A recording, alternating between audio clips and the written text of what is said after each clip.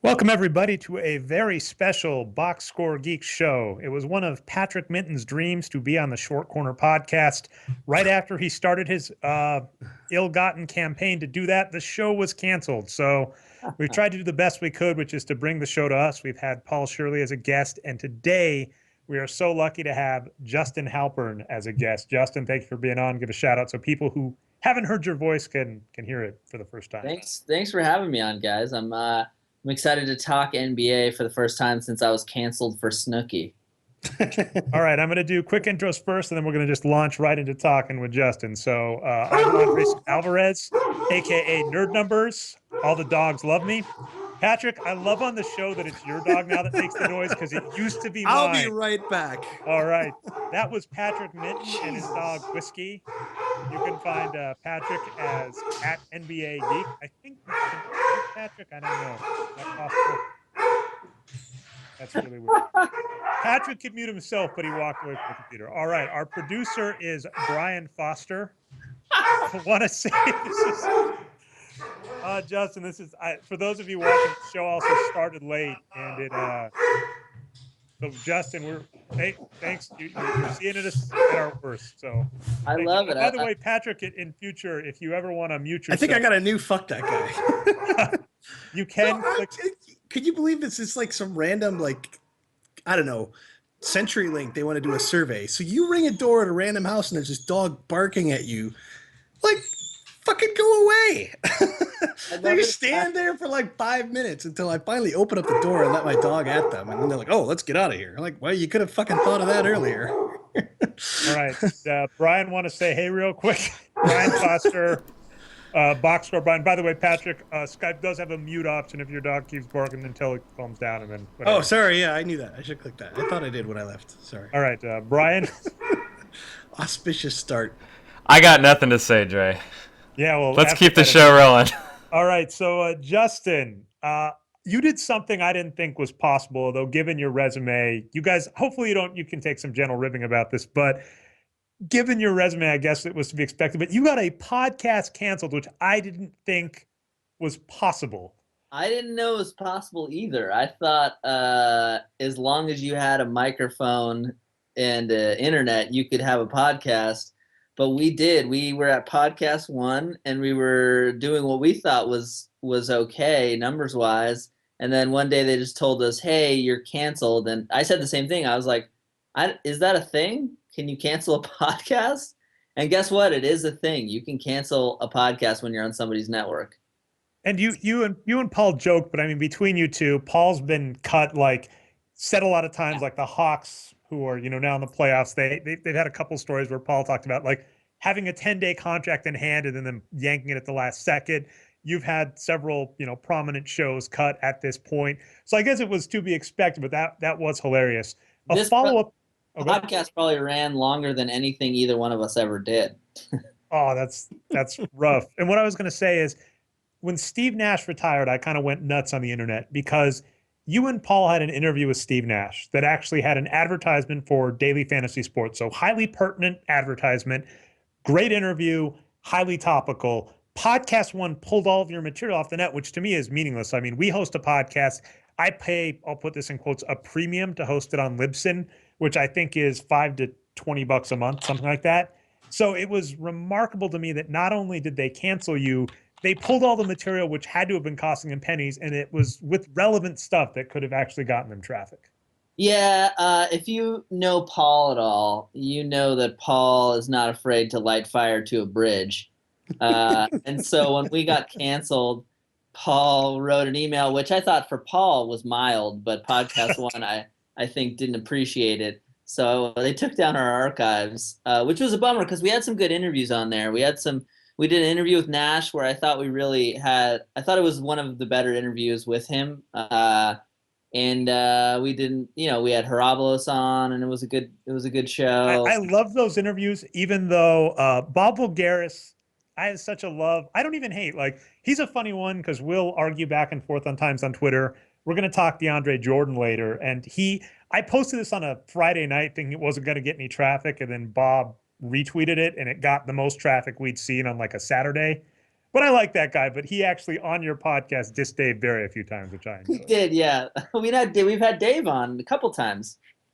Yeah, I mean that was I think I can't remember if that's how I found it, but it was we heard your show and on our podcast we kind of started making a running gag where we could have literally just like we'd start a few shows and Patrick and I would just start talking about how great the stuff you would talk about in last week's show. I'm like, we might as well just make our own podcast that's just like recapping how great the Short Corner podcast was this week. Well, I appreciate you guys listening, and I'm glad you liked it so much. We enjoyed doing it. We might make a little comeback at some point, but Yeah, well, I mean, you want to say anything more about the Short Corner, the experience on podcast one? I think one last note I'll throw to you, and I'll see your thoughts here is, I think it's a little unfair because they have a lot of professional wrestlers as their shows, and I feel it's kind of a cheat code because professional wrestling, Brian and I have been meaning to do a show on WrestleMania, has been kind of floundering, and a lot of the former greats, people still like wrestling and want to hear like good talkers. They have all these professional wrestlers hosting, but the actual industry sucks. So it'd kind of be like if the NBA was sucking, but like LeBron James and Kevin Durant were playing one-on-one somewhere. I think it's unfair to put what the Short Corner podcast was trying to do in that same market because they basically were leeching off the talent off an industry that was floundering, but still had, billions of dollars in it. oh yeah, dude, those wrestler podcasts got crazy numbers. They would tell us like Stone Cold was making I think millions of dollars a year on that podcast. Well, I mean, it's completely believable given that, like I said, the real product is hurting. And I'd actually be curious. Let's move in a little because I think Patrick had some questions. You're doing some show running or tried, and you that was part of the issue with the Short Corner at the end is you weren't around as much because you were actually out doing your real craft, which is Gotta make those dollars. Gotta make those dollars. Well, how did that turn out for you? And Patrick, if you want to ask questions back and forth, I know I've been hogging the mic here for Justin, but I'd be curious to hear what you've been doing since Short Corner went the way of the dodo. Yeah, I mean, so towards the end of Short Corner, I'm on contract at Warner Brothers, and so every year I kind of go out with pilots and try to sell them for Warner Brothers, and then write them. And we had a good year, and we sold a couple pilots. And so when that happened, I'm just like round the clock busy, super duper busy. And I kept every week I'd be like, "Hey Paul, I think I'll be able to make it." And then the last minute I wouldn't be able to make it because we'd have to rewrite something. Or when you get notes from a network they're paying you, they're paying for the show just to make the show. They pay several $1 million to make the show, the production costs. They don't want to hear like, "Yeah, I can't do your notes because I got to do my NBA podcast." So it ended up kind of going away, and I was I just couldn't make it. And then finally, I think when we got the cancellation, we were talking about, "Oh, should we still do this on our own?" And Paul was like, "You don't have any time to do this." And Paul was busy too, and I think it just ended up being kind of like where it was leading anyway. And so do you want to talk about, so I think you said, did either of your pilots get picked up or neither? No, they did not. The first pilot I did for ABC, and it was one of those things. Well, we did two. So one was for ABC, and it was based off of this astronaut. You know that guy who sang Space Oddity in Space, did the YouTube video? Yeah. Right. So Chris Hadfield. So we did a pilot based on his book, and it was a multi-camera pilot. And because ABC had all these single camera pilots that were doing so well, we kind of saw the writing on the wall, and they didn't want to do another multicam. So that one didn't go. And then for CBS, we made it all the way in to the end. We shot it. It was based on this comedian who's very funny named Tommy Johnigan, who you should check out his comedy if you like stand-up. Great comedian. We did the pilot, and CBS did not pick up one single multi-camera pilot. They only picked up two singles. So sometimes as in development, you are also victim to whatever the trends of that season are. So we did not get either pilot picked up, but most pilots don't get picked up. So I've been very fortunate in my career to have a couple shows on the air, even though they got canceled. And, it was just one of those things where, it's definitely a blow to the ego when people are like, yeah, we want you to stop doing this. So I've got two quick stories. The first, you saw one of these, was I decided to binge watch Community. I haven't caught the recent season, but I was binge watching it, and they made a shit my dad says like Oh yeah. illusion joke. And I thought it was hilarious. Now I realized when I saw it, it was like 3 or 4 years old by the time I had seen it. But I was like, oh, this is amazing. And I tweeted it to you, and I was like, yes, and I'm well aware that I am being outdated on my reference, but it's still awesome you got that. So that's the pinnacle. If you're referenced on Community, in my opinion, you've made a career for yourself. The other funny one is I was hanging out with some friends, and I made fun of one of my friends. He said something stupid. And I was like, I'm going to make a website about you called like Stupid Stuff Lannon Says While Walking with Friends.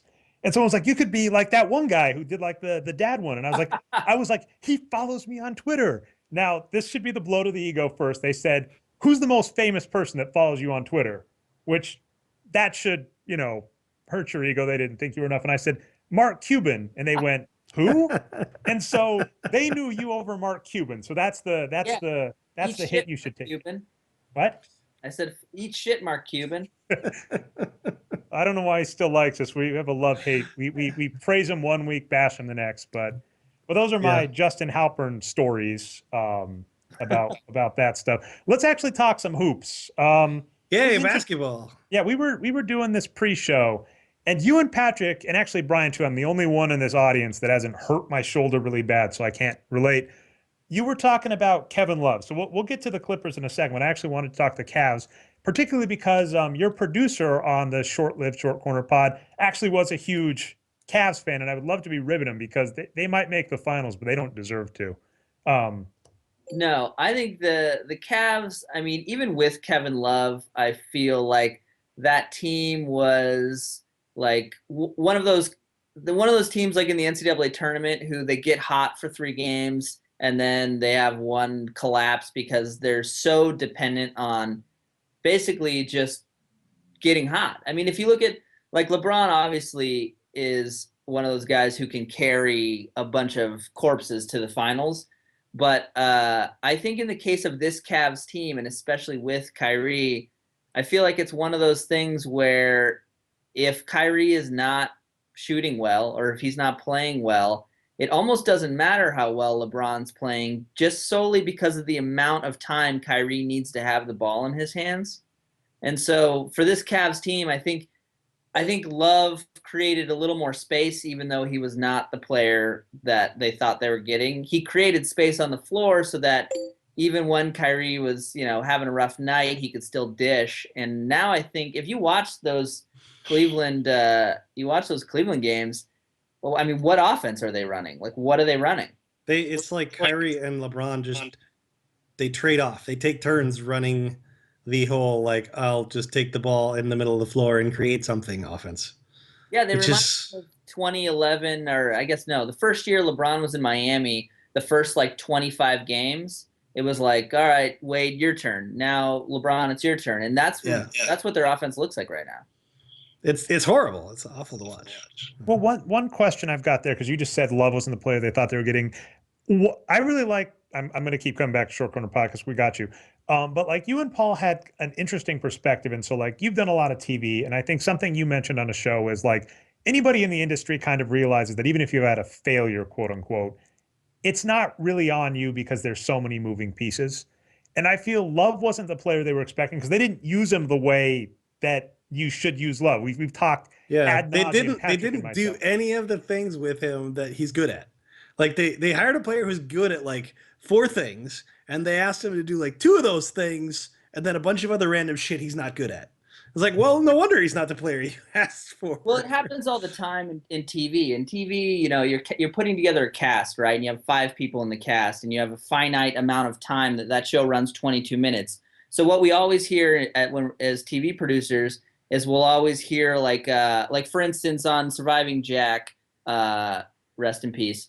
We had, a really good cast in Rachel Harris, who played Christopher Maloney's wife, is a very talented actress. And the criticism at the very start of the show was, well, she's wasted in the show. Well, the problem is you have a star of the show, and that person has to have the lion's share of the lines. and then you have to fulfill their storyline. And a basketball team is so Rachel gets short shrift. So a basketball team is no different. Kevin Love was the apex predator. He's the star of the show in Minnesota, and you can't come to a place where there's LeBron and Kyrie and expect to just plug him in and have him operate the same way. It just anybody who thought that it was going to be the same way. Look at what Chris Bosh did in Miami. Exactly. Yeah. So On the other hand, though, I get that his role should be more limited, maybe, but even in that limited role, I don't feel like they used the things that he's good at. Like, how many times did you see Kevin Love catch the ball on the elbow in Cleveland? Like, it almost never happens, and yet that was a pretty classic. That was pretty much the only offensive set in Minnesota that ever worked. Was let's throw the ball into Kevin Love on the elbow, then let's have Kevin Martin and Corey Brewer doing some flex actions on the wings, and let's have whoever the other shooting guard who's left over do some dribble handoff action. That was like the only set that ever worked consistently to produce buckets in Minnesota, and I haven't seen it once in Cleveland, even though he would have fantastic targets. The thing about it is like, I know LeBron James is great with the ball, but LeBron James could be awesome off the ball if he would ever fucking agree to play off the ball. And yet he doesn't seem to want to do that in Cleveland, right? He wants to be on the ball. But look at the guys who do play off the ball. Like the guys who play off the ball are just by their nature not attackers. The guys who are best off the ball is like JJ Redick. Watch on the Clippers, like JJ Redick. Like remember like Rip Hamilton. These guys who are just running their defender ragged, and they're making cuts, and they're passing and cutting, and they're doing all those things. And it's that, to be that kind of player, you've had to like practice being that kind of player your whole life. So then to ask LeBron James to say, hey, this offense is going to run through Kevin Love at the elbow, and you're going to be cutting, and he's going to be kicking. Yeah. He's just not going to do it. Well, I'm not saying it has to be that way every time, but they never try it, right? I mean, why not do it? Why not have it just be one of the many looks you throw at your opponent? That's Cleveland's problem. It's that they don't throw lots of looks at the opponent. They throw the same 2 looks.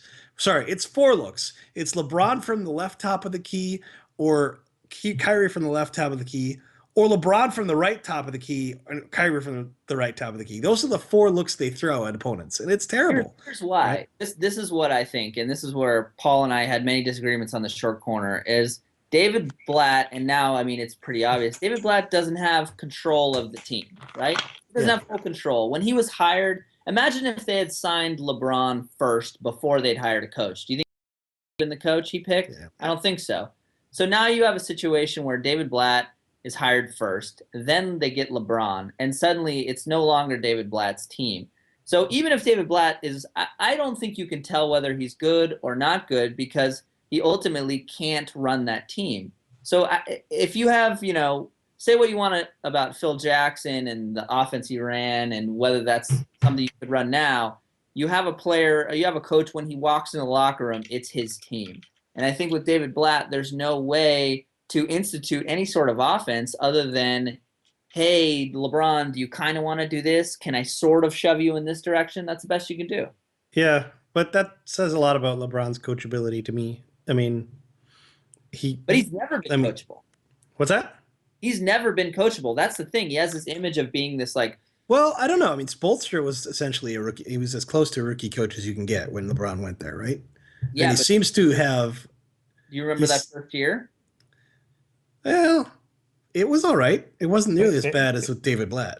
That first year started to excel when Chris Bosh understood who he had to be in that offense. It wasn't LeBron making a change. It wasn't D Wade making a change. Both those guys were pretty stubborn that first year. It was Chris Bosh deciding, this is how I'll play to unite this whole team.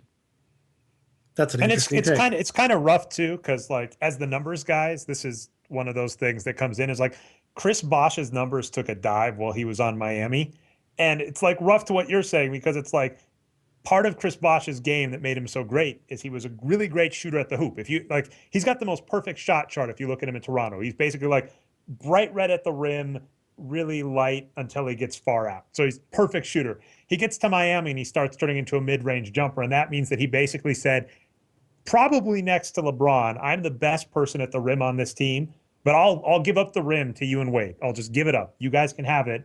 but my numbers are going to look worse. Yeah, and I think that is a different comparison too, because I mean, the thing is, ideally, Kevin Love should be able to just step in and rock it right away because Kevin Love is very good in post-up situations. He's good at the elbow and he's good from three. He's not really he doesn't really occupy those spaces that Kyrie and LeBron need, which is mostly like penetrating to the rim. When they penetrate to the rim, LeBron can step out and create space, which he already does pretty well.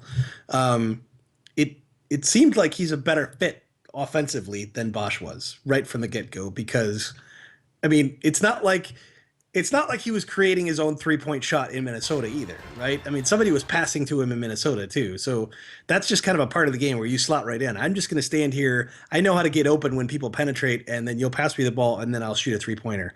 That's not really rocket science. That's not really a thing that he needed to like learn how to do again. Whereas I don't know. Bosch had what, like maybe a couple dozen 3-pointers in his whole career before he went to Miami.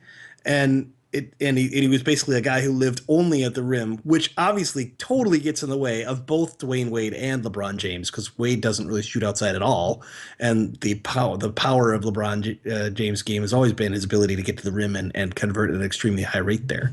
But I don't think Kevin Love sort of got in the way of Irving and LeBron's game. I think he should have been able to fit in better and be more effective than he was. No, but he's also a guy who needs the ball in his hands. If you watch Kevin Love in post-ups, he doesn't operate really quickly. He does the same thing Blake does, where he needs a few dribbles. Like, if you look at LaMarcus Aldridge gets the ball, and he usually reacts. He's shooting a long two, which is not a great shot, but yeah, he's making a decision as soon as he gets the ball. Kevin Love and Blake, neither one of those two guys do it. The Clippers offense is set up for Blake to take a little bit of time. The Cavs offense is not set up for Kevin Love to have the ball in his hands for 4 seconds. I think that was true before the 2013-14 season, but the way Rick Adelman was using him in that last season, that totally changed. He was basically a very quick decision maker and facilitator. His assists went from like almost nothing to like 4 per game in that year, and that's because they just changed the way they were using him. They weren't like using him in the low post all the time. He got a couple of low post ups every game, but mostly it was like get the ball in at the elbow, people move, make a quick decision, boom, you're done. And he doesn't need the ball in his hands a lot like the way Blake does or the way that a point guard or he doesn't need to like dribble around with the ball. He's not a create your shot type of guy that way. But I'd like to see what happens if the Cavs next year with the Cavs, if he stays. He's not staying. I'd take the money. He's not staying. Well, but that's the thing. Here's the decision. Like, you're currently injured. If you opt out, are you going to get a max contract for 5 years? Someone would be dumb enough. You think so? Yes. Because not that many teams have cap room, and a lot of them are going to wait because they want to compete in the the 16-17 market that's going to explode, right? So by the way, we lingered on the 15, Cavs, 16, which sorry. I have no complaints, which is hilarious because I was thinking we were going to talk injury. We didn't. I don't care. That was awesome, the back and forth. But Justin, here's something that just I had so much lament for. You and Paul, and bless you, I loved it every week.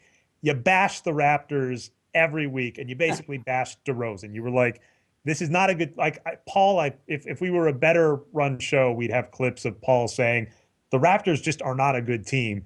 And I was so sad to see them flame out in the playoffs and not have a vindication, you and Paul bashing them. So here's your, I mean, that's about as good as I can pigeonhole in. Here's your vindication. What do you got to say about the Raptors this playoffs? Did you even watch them? I did watch them. And first of all, if you're a coach and you let Randy Whitman pants you as a coach, first of all, Dwayne Casey is not. It was like a failure on so many levels. Like at least during the season, I thought, all right, well, Dwayne Casey has them playing hard. Like I think those guys play hard. I think they really care. And he lost them in that series. They looked so defeated. Aside from the fact that I thought the offense looked fucking terrible.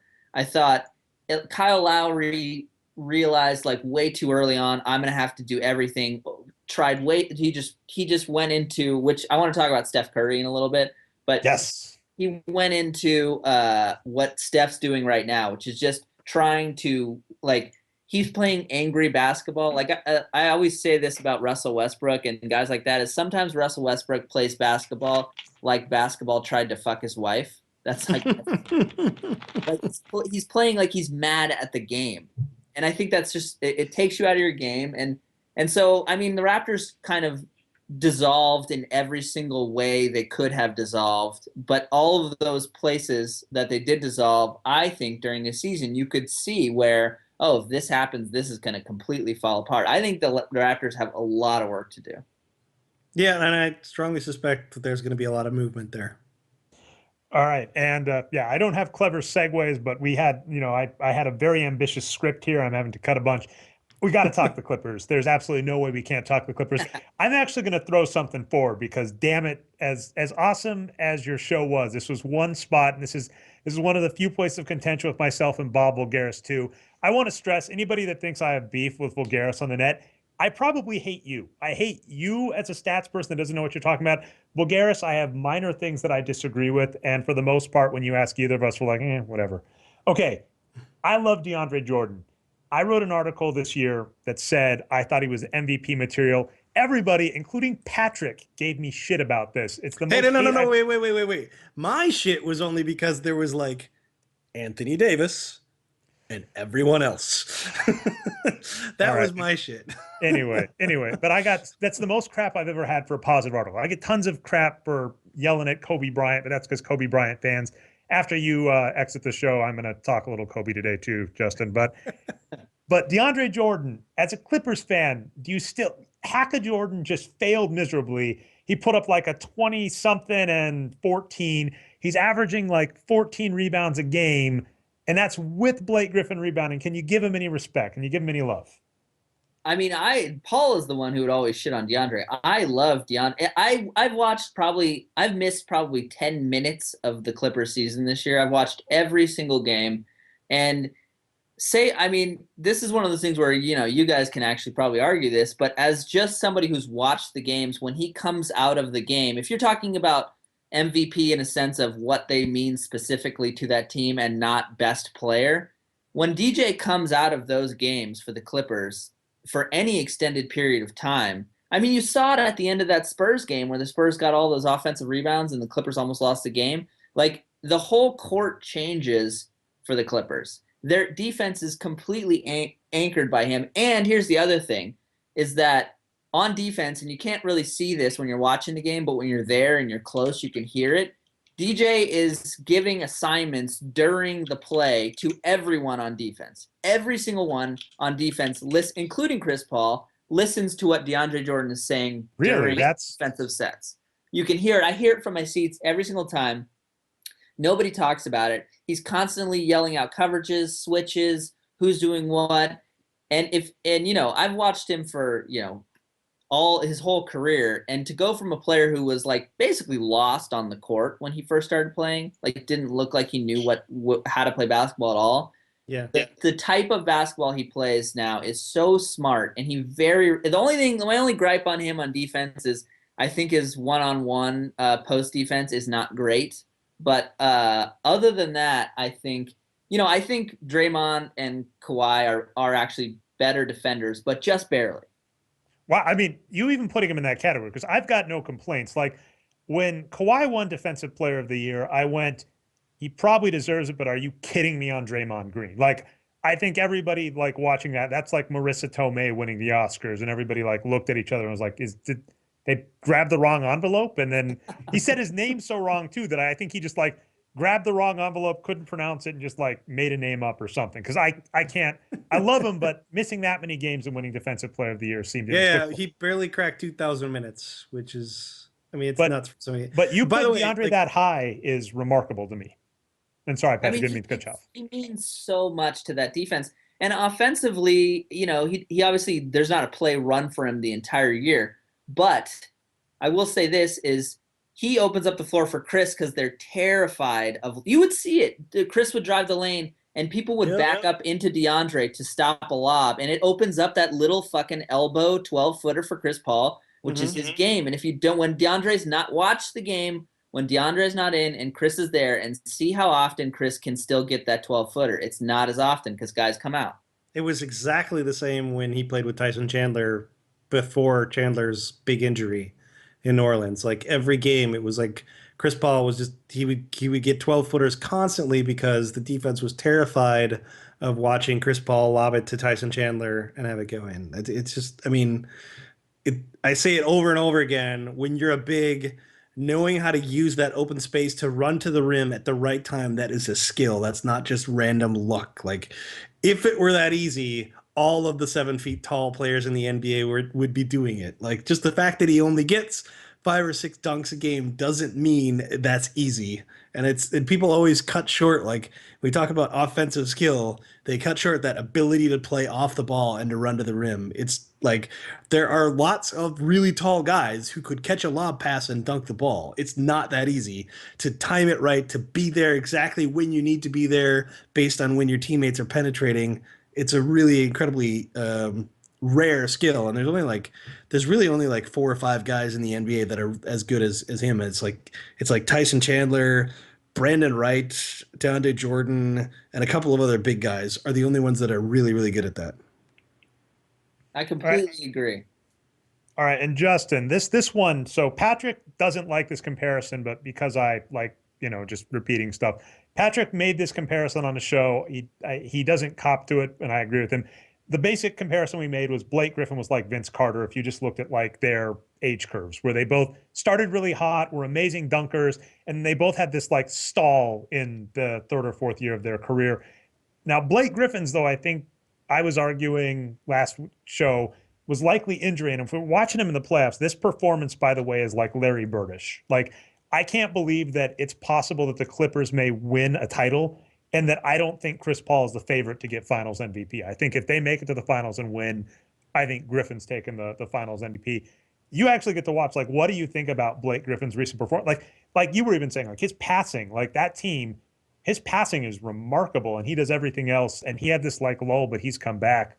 What are your is this Blake Griffin that we're seeing in the playoffs for real? Oh, I absolutely think so. I mean, he's always been, even when he was sort of just raw, he always had good hands and good eyes in terms of passing. The passing, I wish like more people talked about, like the way he picks apart the defense when he gets the ball at the free throw line, or he gets the ball and in those situations where he's got to make a split-second pass. It's pretty remarkable, the vision that he has as a big guy. And I always think, like, if you watch a lot of basketball, you'll see, like, point guard passing sets up your offense. But I think what really demoralizes and kills a defense is when your interior bigs can pass.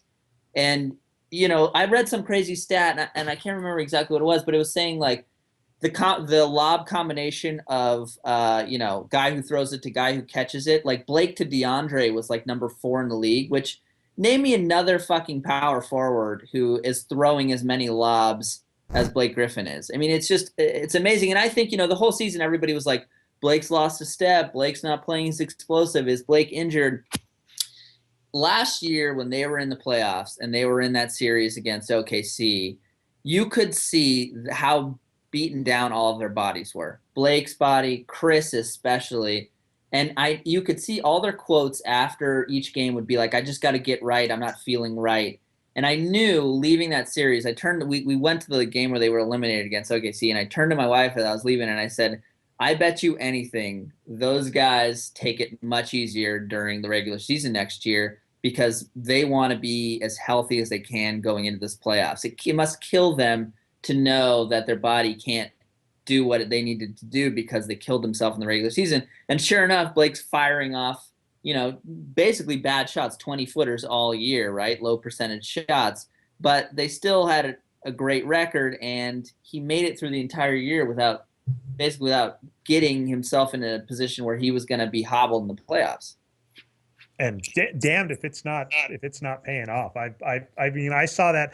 Like I said, I did a query. I wrote an article about this on Blake Griffin's first season, and basically it was like him, Larry Bird, Wilt Chamberlain, and Tracy McGrady are the only bigs that managed to like shoot that much, pass that much, rebound that well in the playoffs for at least 7 games. And I mean, I think he's keeping that up through because he had that triple double in the last 2 games. He's been mediocre passing at only 3 and 4 a game while scoring like over 20 points on amazingly effective shooting. Yeah. But didn't he only play essentially 3/4 in both of those games? I Right? hoped it was obvious that was coming across as sarcastic. His performance Oh, I has see what you're remained saying. remarkable. I get it now. I'm saying slow like, to catch up. he only got 4 assists for a power forward that also scored like 24 points on like 10 for 16 or something. Here's the thing, too, is, Chris Paul goes down as the hero in that opening series against the Spurs, but it was Blake Griffin who won that series. They had no answer for Blake Griffin. Oh, yeah. No. Who thinks Paul was better than Griffin? Griffin was amazing in that series.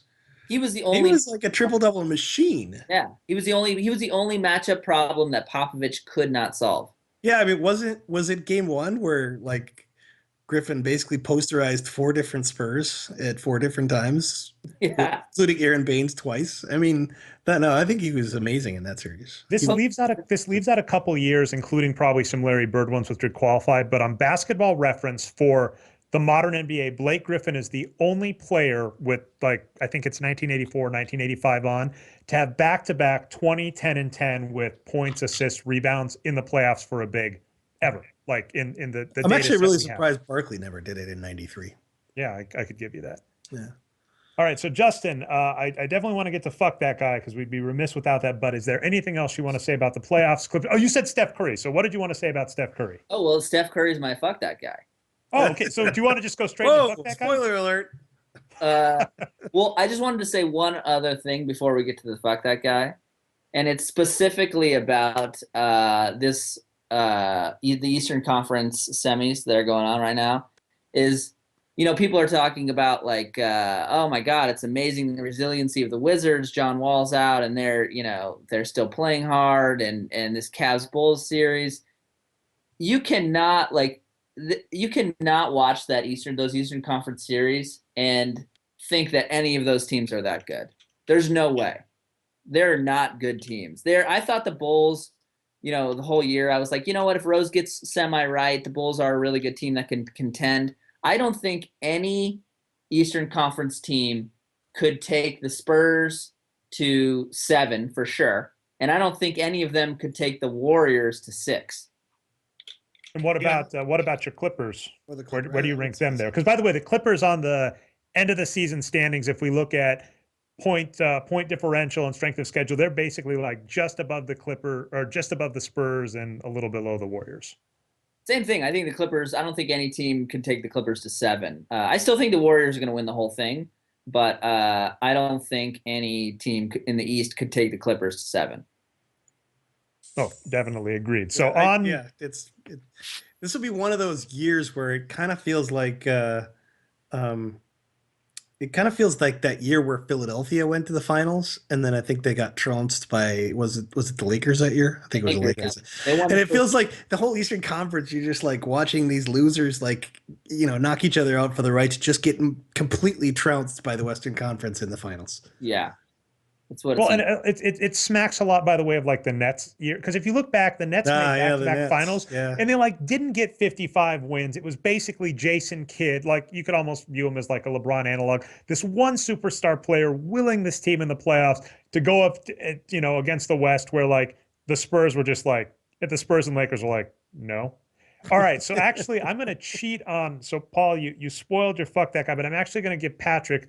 If you know the one, I'm throwing you a lob here, Patrick, because you sent one out in the email. I thought it was brilliant. It has a lot to do with the Eastern Conference.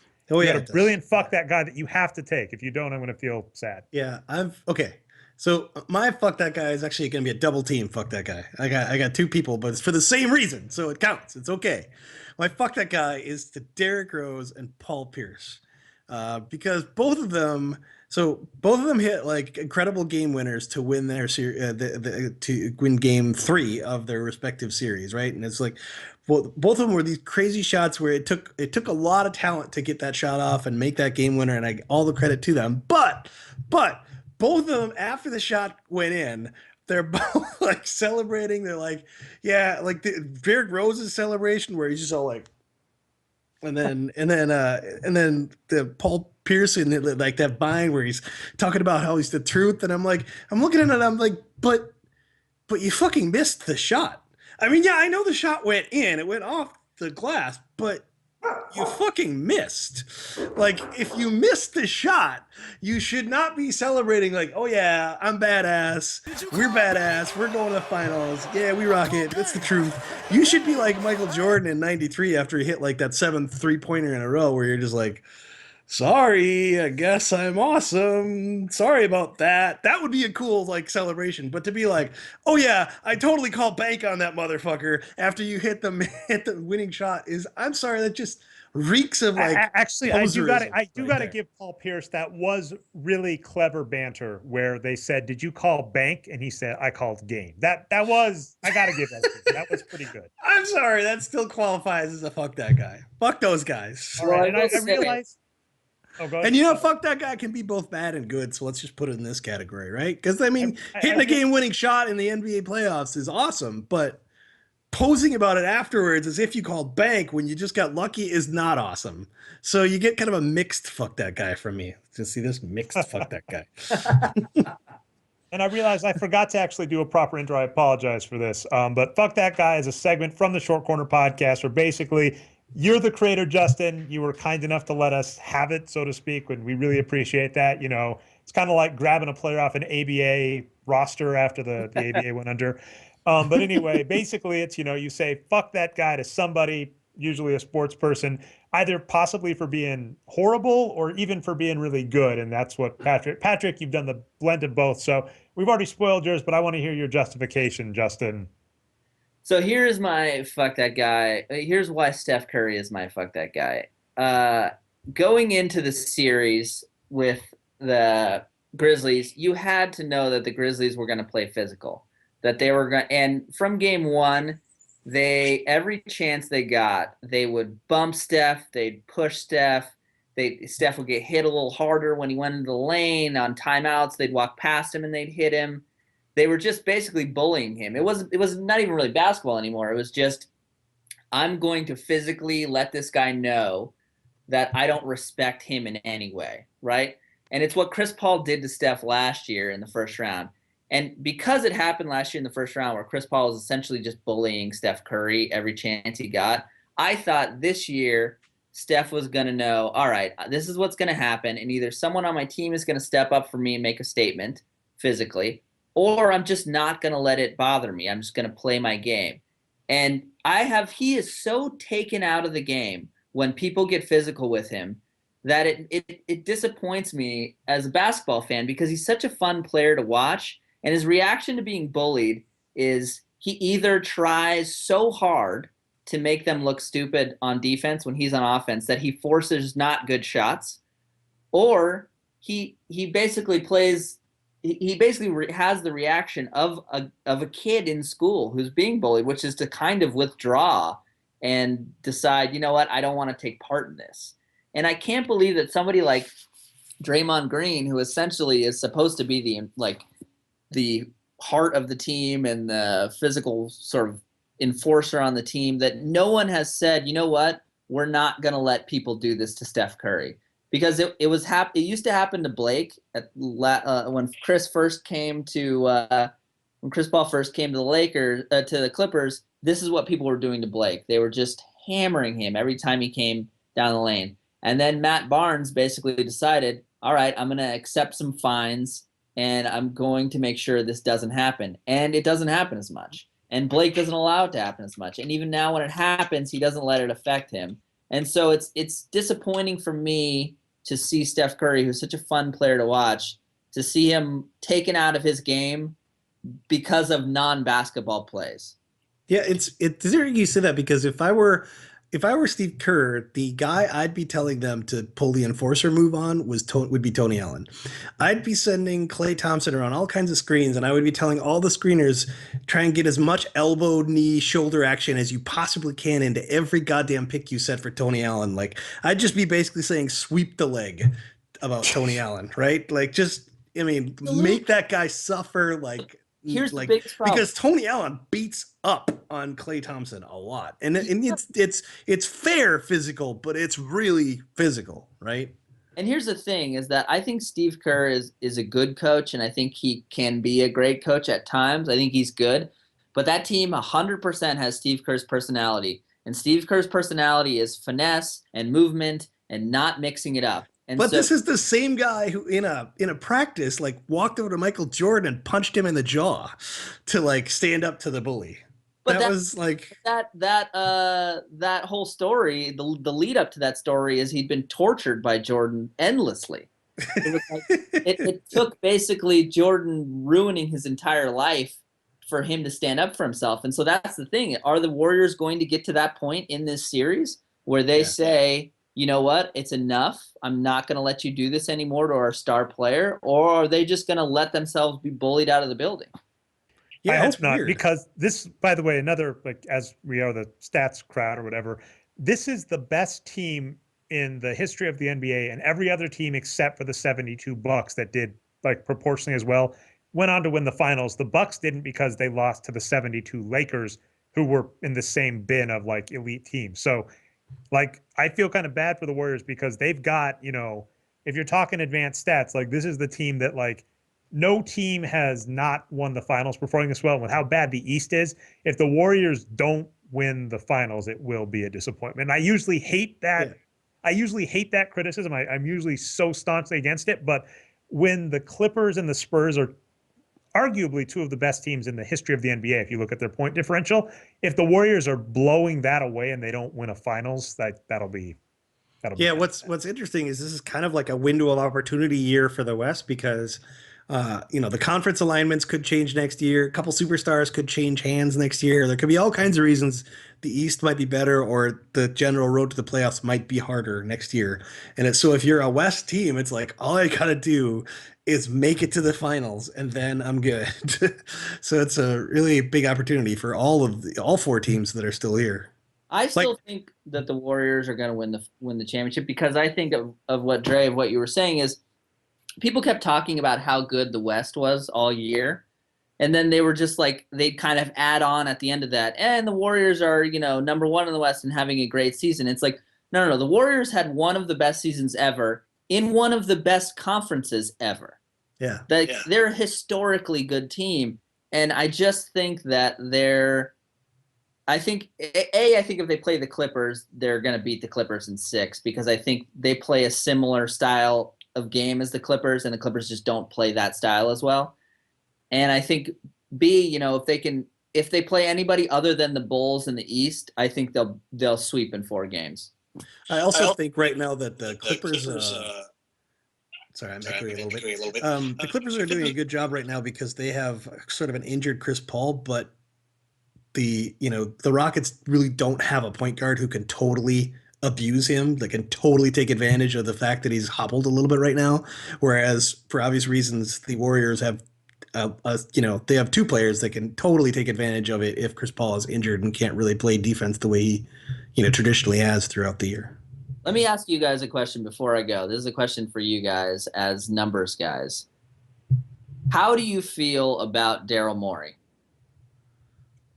I'm meh.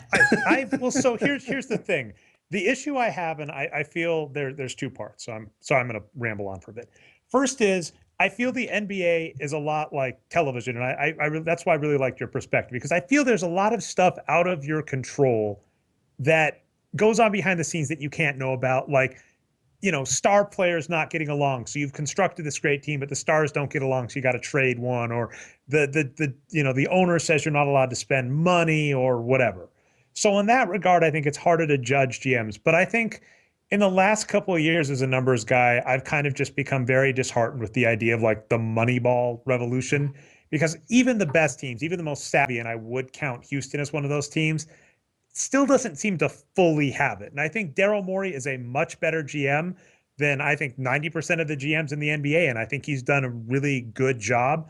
But like, it's kind of like when your kid gets a C on a test, but they get an A because of the curve. And they're like, I got an A. And you look at it and you're like, yeah, but you missed some easy questions. You only got an A because your class is kind of dumb. Let me use an analogy that I have for Daryl Morey, which is, the first guy to start using the forward pass in football revolutionized the game of football, but he wasn't necessarily the best passer. So other people took his methods and became great passers and became much better than him. And I think Daryl Morey gets a lot of credit because he was sort of the guy who was pioneering this way of GMing. But I just think that there are a lot of people doing it better than he is now. And finally, the biggest thing I want to say about him is how fucking smart can you be if you stand by Kevin McHale as your coach? Well, Yeah, I think he's saying by standing by him that he doesn't think the coach matters very much. Which he's totally wrong. That is an opinion that is perfectly willing to to debate, but I'm just saying I don't think he stands by Kevin McHale because he thinks Kevin McHale is like a genius coach. I don't think that's what's happening. But you're the Houston Rockets. You can get the best coach available. Why not get a better coach? What I think is interesting, and I don't know why this doesn't happen more, he's so willing to experiment in the D League. Why doesn't he experiment with a coach? Why not give some guy nobody's ever heard of, but who has like really interesting, weird new ideas? Why not give him a chance? Like for example, the guy who runs the D League team that has the most absurd 3-and layup offense ever. Like, why not give him a chance or something like that? And I understand there's problems with, okay, you got to get Dwight Howard to listen to you and stuff like that. At the same time, I mean, they're listening to Kevin McHale. So. But Paul always talks about, and I think it's so smart because it's the exact same way in show running in TV shows, is when the showrunner or the coach walks into the room, you need to know that they're in charge. Like, they have to walk in with some sort of command where everybody immediately says, oh, well, that's the guy who's making the calls. And I think when those people come in who just don't have it. And if you watch, there was my friend was talking to me about this yesterday. He said on TV in the Rockets Clips game, McHale calls a timeout, and first of all, 4 guys come over, not even all 5 starters. They come over, and McHale's drawing up a play and saying something, and they leave before he's done. And at that point, that can't be your head coach. It just can't. Yeah. I don't disagree. Okay, so by the way, Justin, anything you want to hype about yourself? So you are Justin_Halpern on Twitter. I am. I think we're just about out of time. By the way, my fuck that guy was going to be David Blatt for comparing himself to a fighter pilot as an NBA coach. He said a basketball coach makes 150 to 200 critical decisions during the course of a game, something I think is paralleled only, he said the word only, by a fighter pilot. So only NBA coaches and fighter pilots understand what it's like to coach the Cavs, I guess. So fuck that. That's anyway. a really good fuck that guy. Wait, All can right, wait. We can't leave without the real fuck that guy that I think everyone, well, at least Justin wasn't maybe that privy to his emails. But sorry, I apologize. You do have to. It doesn't have to be me, but we have to. Can we get a collective fuck that guy for James Dolan, please? Because absolutely. I'm sorry, I specifically said we're not going to talk about feminism on this show with 4 dudes, but come on, you got a guy who was convicted and told by a jury of his peers to pay $11.7 million in damages for sexual harassment. So, by the way, Mr. Dolan, it's not alleged anymore if a jury fucking convicts you. That's not how it works. It's not alleged anymore. It actually happened if the jury convicts you. So, and then he hires the guy, which is bad enough to give a guy like that a job, but he gives him the job running the women's team. It's does he not have any lawyers that are just like, oh, dude, this is a really bad idea. Don't By the do way, this. if you go to YouTube, it's still got to be out there. Isaiah Thomas is someone who, in an interview, legitimately, it's just one of those train wreck interviews, said, well, I think it's okay to call women the B word based on your ethnicity. And they were like, no, you don't mean that, right? They're like, this is kind of like the Sean Connery when he said it was okay to hit women. And they were like, you don't mean that, right? Here's your out. You really don't mean that, right? And he kept going. He kept digging. And Isaiah was like, no, I meant it. And you're like, no, you didn't mean it. He's like, no, I meant it. So this is the guy in charge of their WM. James Dolan is constantly creating the first act to a movie. It's like a guy who's a misogynist takes over the WNBA team, but except the second and third acts where he learns to be a better person just never come. I mean, to me, this is okay, Phil Jackson won't let me do anything with the men's club, so fuck all these people. I'm going to hire Isaiah Thomas to run the women's team just to show that I can. All right. And so we did go into overtime there, Justin. Justin _ Halpern on Twitter. Anything else you want to promote? Thank you so much for being on. Yeah. Nope. Mike is yours for anything else you want to plug. Not really anything other than, if you want to find drunken basketball tweets by me and Paul Shirley, you can still find at Short Corner Pod. We still tweet from there during the playoffs. And thanks for having me on the show, guys. And now I'm going to cook dinner so my wife doesn't leave me. Yeah, thanks for joining us, man. Thanks so much. And floor is always open. Whenever you want to come on, I'll kick myself off the show if you need an open spot. So there you go. Thanks so much, guys. Take care. Take care. Yeah, you as well. Bye. And you want to, I don't want to go too much longer, Patrick, but I had a few random notes actually from last week's show where it got weird. It's actually hilarious that you say you don't want to talk feminism, but yeah, that was amazing. I'm glad we got him on the show. That was, yeah. To be honest, like you and I think we're both, is there like that word from male feminist? I don't know if it's cool to use that or not. And I call myself a feminist. Yeah, I don't know. Like, I think you and I are pretty active as far as men go on Twitter about these kinds of things. But I feel like I could have a lot to say about the Avengers or something if this weren't a sports themed podcast. And by the way, one thing I'm going to say for that is the off season, like that's like Brian, let's do like an all geek episode that has nothing to do with basketball in the off season. Yeah, exactly. Like Brian and I, like I said, WrestleMania. It's like I keep thinking, I'm like, why don't we talk this? It's like we've got this long drought where as soon as the draft is over, we're going to be hurting. And there's only so many times we're going to be able to say, wow, it's really amazing. Kevin Love stuck with the Cavs. Are they going to do better next year? Like after 2 weeks, that's going to run dry. Yeah. Was there anything else actually? Because I know I rushed us through the playoffs at the end, but that was amazing. You and Justin going back and forth on Kevin Love. I love that. If I could have cheated and just like had like a point counterpoint debate for 2 hours, I actually would have put that as the show.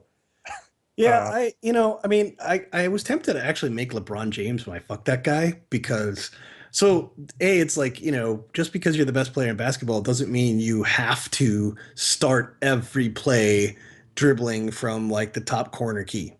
It's okay to run a play where you could be the guy off the ball. You'll get lots of lob dunks and stuff, right?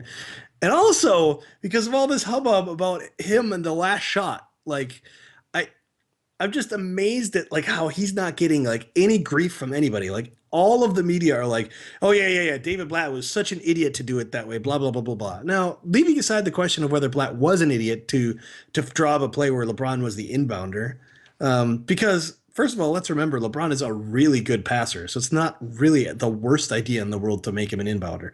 But like, I don't know if any of you have read Phil Jackson's, I think it was his first book, where he goes in this big thing in one chapter about the Eastern Conference semifinals, I think it was, in the year after Jordan left. And it was like game 4 in Madison Square Garden or something like that.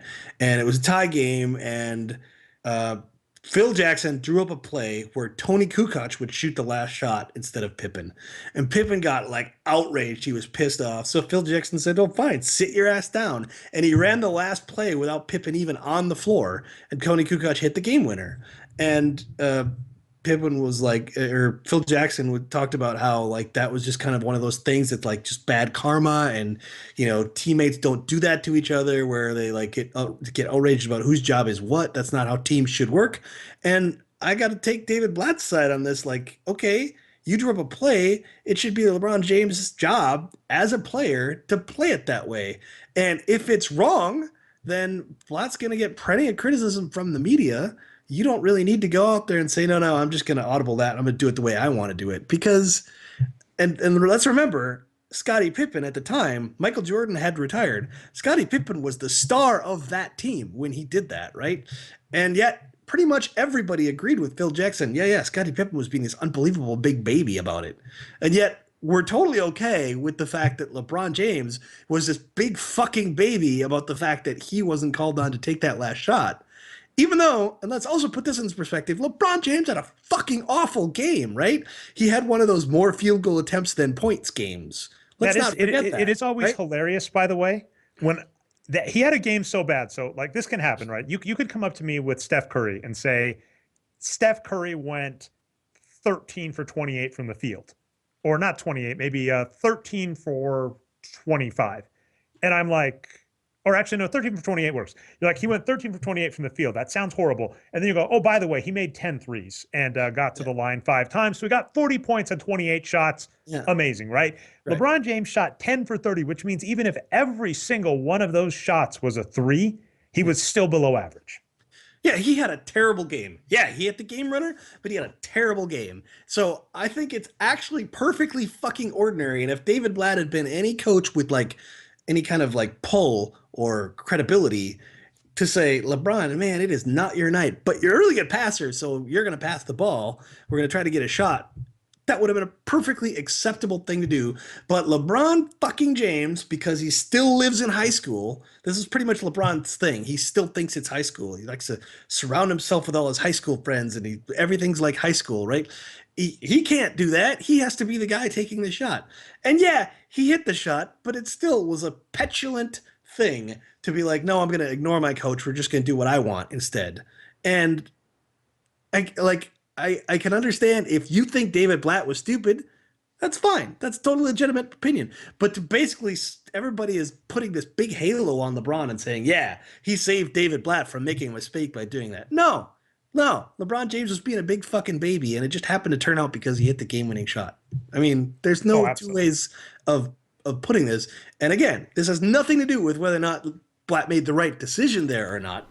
But nobody seems to be criticizing LeBron James for the fact that he can't seem to he can't seem to ever bring himself to do what his coach wants unless what his coach wants is for LeBron James to be like the superstar. And that's just kind of as he's getting more as it's getting older and he has to rely more on his team, that has to be the case. By the way, it seems like you were just really on your fuck that guy game today. I think Justin being on the show helped that. By the way, there is a Warriors game coming up, so I don't want to keep Brian too much later. Not coming up. It's in the second quarter right now. Is it already? Oh, so Brian may have just left. Yeah, we got to get out of here before Brian kills okay, us. so anyway, the one note I wanted to make, I didn't really hop into the comments, but I made an innocuous comment last show, and I'm going to defend it, where I basically talked about the halo effect, and I brought up Ben Roethlisberger and Kobe. And I'm sorry, people that try and defend Kobe because the woman was a liar. The facts were Kobe had an extramarital affair with a woman in Aspen. He had sex with her rough enough so that there was some of her blood on his clothes. She was a promiscuous person, fine, but the best you can do, like rape allegation aside, you throw that off the table. If that's the best scenario you put Kobe in, and you want to argue that Kobe comes out of that situation as a good person and that it wasn't forgiven because of him winning titles, I'm sorry, you're just wrong. It wasn't that the woman may have lied about some stuff. I can't speak to that. They settled out of court. It's a sealed record, but there is no way anybody can tell me with a straight face that they thought Kobe looked like the good guy coming out of that scenario. He lost all sponsors. He got them back because of the titles. Look at Tiger Woods as an example for what happens if you don't come back as a winner. So don't try and sell me on the fact that Kobe fans were somehow nuanced in that situation. And then I'm not even going to get into, I'll give a fair warning here. You guys got your one outlet to argue about false rape allegations, Kobe Bryant, whatever. There's a lot of room on the internet for that. I don't hate that we do have some nuanced viewers. You people brought up some nice thoughts. And sorry, Patrick, I didn't tease this at all, so that sucks. I realize it's absolutely horrible podcasting. Last week's show mentioned that happened in the comments. That's the one you get. I don't really want that discussion in the comments because it's far too deep for this blog. That's the one problem is we blog about sports. We come on once or twice a week to say Kevin Love's not being used right. I don't have the time in my life to moderate a forum for a subject that deep. So you guys got your one. I'm going to be a little heavier moderating going forward. If you put them on this show notes, if you're not talking about how awesome Justin is and how awesome his shows are, I'm just going to delete your comment because life's too short. That's what I got. That's what I got there, Patrick. Go get your own blog. Get off my yard. Exactly. No, exactly. I mean, we do this for fun. Brian had the most perfect zinger. Or I was like, we're doing this for free. And Brian's like, actually, you're not doing it for free. You pay to do this. And I was like, oh, yeah, you're right. And it's the point is we do this as a hobby for fun. And it's like, I don't want a job that I come home to. I'm like, well, I got to moderate this forum for 2 hours. It's like, no, I do this for fun. No, it's enjoyment. I get to use it as a soapbox. You get to use it as a soapbox. I want to keep it that way. If it turns into a job, we stop doing it. And I don't want that to be the case. Yeah, I'm not even certain we need comments. I don't know. I mean, it's so rough. If we didn't have, there's this hard threshold.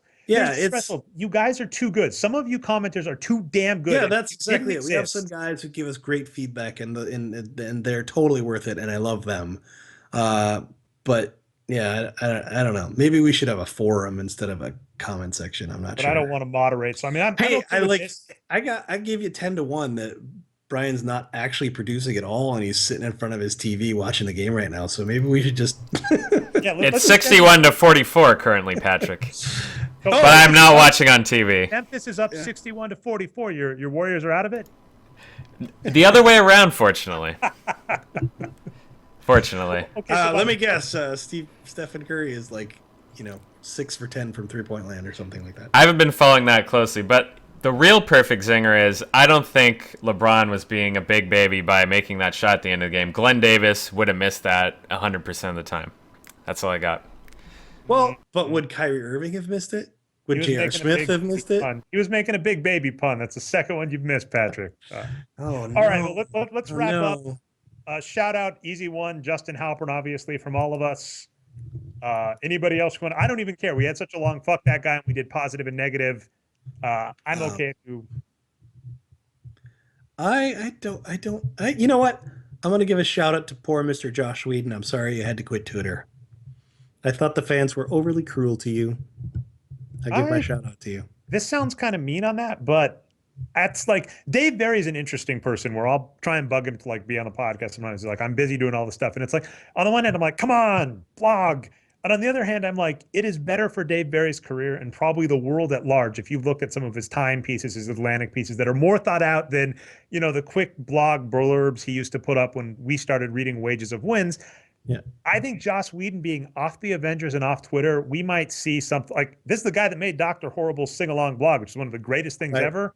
If Joss Whedon is like focused on creating right now, that could be a good thing. So Yeah, my dream is that Josh Whedon makes some really cool 13-episode Netflix series.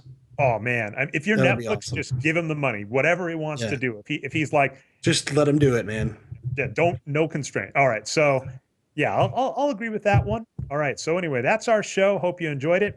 If you found this show not through the site, we are at boxscoregeeks.com. You can find our show on Stitcher and iTunes as the Boxscore Geek Show. We also have a live show that comes on every week, usually around Monday, that we also do the video version of. You can find that on channel Nerd Numbers. Subscribe and you'll find out, even when we throw zingers, like today we threw 2 different links at you on Twitter. Patrick is at NBA Geek. Brian is at Boxscore Brian, and I am at Nerd Numbers. And with that, we'll see you next week.